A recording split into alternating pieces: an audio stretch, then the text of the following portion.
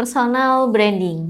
Begitu dengar kata ini, banyak pebisnis pasti langsung mikir kayak, ah itu mah buat seleb, atau buat content creator, atau buat orang yang suka tampil aja. Dan gak sedikit juga yang mikir kayak, gue pengen fokus jualan aja deh, ngapain repot banget personal branding?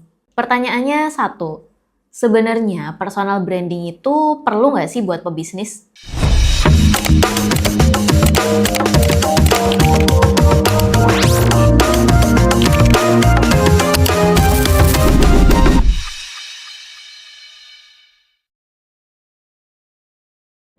Jawaban jujurnya sebenarnya bukan soal perlu atau enggak sih, tapi soal kamu sadar atau enggak kalau sebenarnya personal branding itu udah ada dari dulu. Kamu mau bangun personal branding atau enggak, orang pasti bakal tetap ngebentuk persepsi tentang kamu. Setiap kali kamu ngomong ke klien, nulis caption, negosiasi, nanggepin komplain, atau bahkan waktu kamu diem, di situ personal branding kamu lagi kebentuk. Bedanya cuma satu, dibangun dengan sadar atau kebentuk dengan sendirinya. Banyak pebisnis bilang, yang penting produk gue bagus lah. Dan ya, itu bener, produk itu penting. Tapi sekarang, produk bagus itu bukan lagi jadi pembeda utama. Karena hampir semua orang tuh bisa bikin produk yang mirip. Yang susah ditiru itu story di baliknya dan orang di balik bisnisnya sih. Dan disinilah personal branding itu mulai punya peran. Personal branding itu bukan soal pamer kehidupan, bukan soal sok jago, dan bukan juga soal harus viral. Personal branding itu soal ngebantu biar orang lebih cepat percaya sama yang kamu jual. Karena dalam bisnis, orang itu jarang beli dari yang paling murah atau paling canggih. Mayoritas orang tuh malah beli dari yang mereka percaya. Coba kamu pikir sendiri, kalau ada dua bisnis jual produk yang mirip, harganya nggak jauh beda, kualitasnya juga 11-12, kamu kira-kira lebih condong beli ke siapa? Yang kelihatan jelas orangnya, cara ngomongnya konsisten, dan kelihatan paham apa yang dia jual, atau yang kelihatan anonim, gak jelas siapa yang jual, dan cuma fokus promo doang. Di titik ini nih, personal branding bukan lagi soal ego, tapi soal memperpendek jarak antara kamu dan calon pembeli. Apalagi buat pebisnis kecil dan menengah. Menurutku personal branding itu sering jadi senjata paling realistis sih. Karena kamu mungkin belum punya budget iklan yang besar, tim marketing yang lengkap, brand awareness yang kuat, tapi kamu punya satu hal yang brand besar sering kehilangan, yaitu human di dalamnya. Banyak orang lebih nyaman beli dari orang daripada dari brand. Karena orang tuh bisa cerita, bisa jujur, bisa kelihatan salah dan belajar.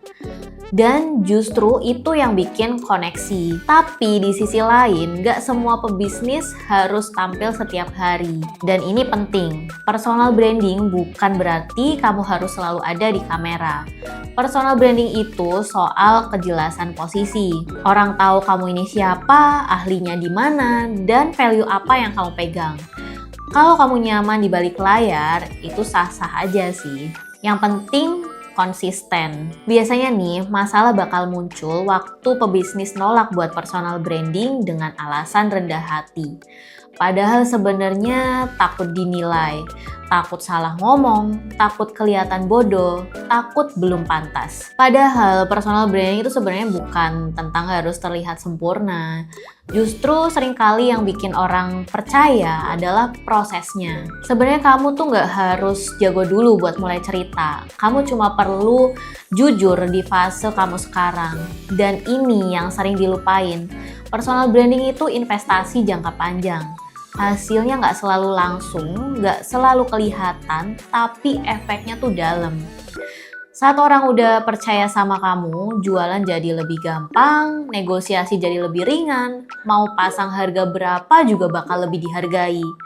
Karena mereka tuh nggak cuma beli produk, tapi mereka beli value kamu. Sekarang pertanyaannya balik lagi ke kamu nih. Kalau hari ini kamu pengen bisnisnya naik level, pengen klien lebih percaya, pengen nggak selalu perang harga, personal branding itu bisa jadi salah satu jawabannya. Bukan karena kamu harus terkenal, tapi karena kamu perlu dikenal dengan cara yang tepat. Personal branding itu bukan keharusan mutlak sih, ada bisnis yang bisa jalan tanpa itu.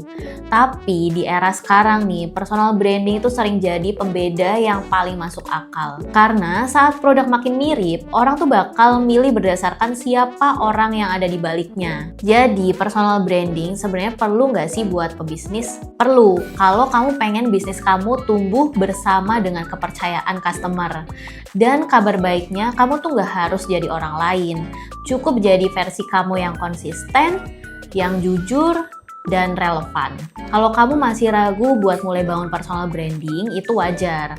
Semua pebisnis pasti pernah lah ada di fase itu. Yang ngebedain, ada yang mulai pelan-pelan, ada juga yang terus nunda sampai akhirnya kehilangan momen. Kalau kamu mau, ceritain di kolom komentar, kamu tipe pebisnis yang nyaman tampil atau lebih suka di balik layar nih. Dan kalau kamu suka obrolan bisnis yang jujur, realistis, dan nggak sok pamer, subscribe channel ini sekarang. Kita ngobrol bisnis bukan buat cari panggung, tapi buat bangun kepercayaan yang tahan lama. Saya Lia, sampai jumpa di video berikutnya.